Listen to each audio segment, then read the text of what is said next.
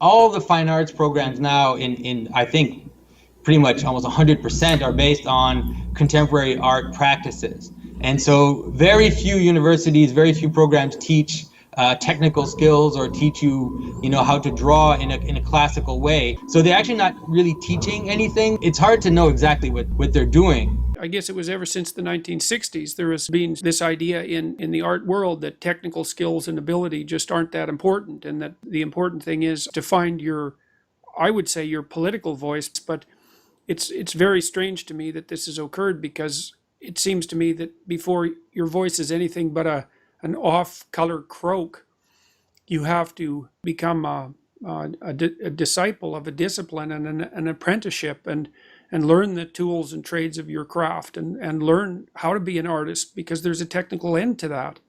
I mean, this is really almost an image of the world as it stands now. The purpose, or the stated purpose of modern, especially postmodern art, was to free the artist, right? To break away all the things that were holding the artist back in terms of rules and in terms of just the way that things were presented. But what ended up happening is that there were no more legitimizing objective or strong legitimizing structures around the art. The only thing left was politics and relationships and status, basically. So art and there's a big literature on creativity, and it's strongly, which I know very well. My lab designed the Creative Achievement Questionnaire, which it's been used in hundreds of studies now to assess lifetime creativity. And so I've spent a lot of time looking at the measurement of creativity and also trying to understand creativity. And the literature strongly suggests that when you impose restrictions on people, it actually makes them more creative rather than less.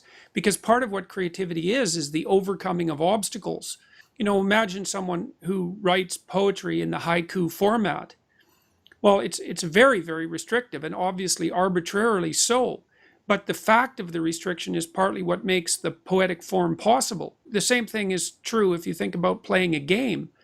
There's far more things that you can't do when you play chess than there are things that you can do. But there's still an infinite number of variations of chess games. So this idea that there's a dichotomy between structure and rules and creativity is perniciously false and contradicted by the evidence. And when you start to explore the art world and the way it works, is there's an irony there that it purports to not have boundaries on creativity and structures on creativity, but they're actually extremely strict, and they're hidden. They're kind of this pernicious thing underneath where actually you have to present things in a very, very precise way for it to be able to enter into the legitimizing structure of the gallery.